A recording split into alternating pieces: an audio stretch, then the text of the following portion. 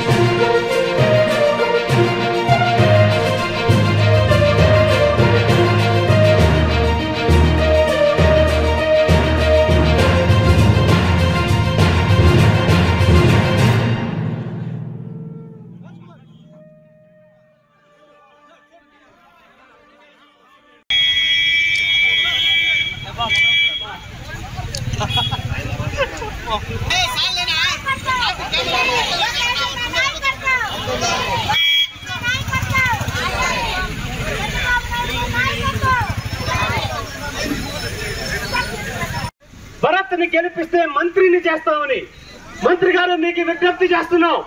కుప్పం ప్రజల సాక్షిగా విజ్ఞప్తి చేస్తున్నాం। ఈ రోజు భరత్ గారు ఎమ్మెల్సీగా ఉన్నారు। ఎమ్మెల్సీని కూడా ముఖ్యమంత్రిని చేయొచ్చు। మీరు నిజంగా చిత్తశుద్ధి ఉంటే, బీసీల పట్ల చిత్తశుద్ధి ఉంటే, వన్ని కుల క్షత్రియ సోదరుల పట్ల చిత్తశుద్ధి ఉంటే ఇప్పుడు భరత్ ని మంత్రిని చేసి మీరు మీ చిత్తశుద్ధిని చాటుకోండి। అప్పుడు మేము ఒప్పుకుంటాం నిజంగా మీకు బీసీల పట్ల ప్రేమ ఉంది, కపట ప్రేమ కాదు అని।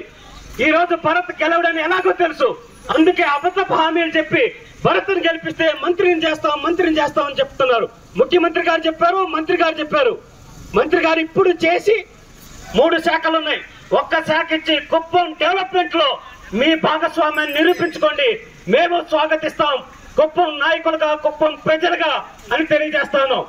అలాగే చంద్రబాబు నాయుడు గారు ఓడిపోతారని ప్రతి మీటింగ్ లో సవాల్ చేస్తున్నారు। నేను సవాల్ విసురుతున్నా, చంద్రబాబు నాయుడు గారు రేపు అసెంబ్లీ ఎన్నికల్లో ఓడిపోతే ఇక్కడ ఉన్న ప్రతి ఒక్క తెలుగుదేశం పార్టీ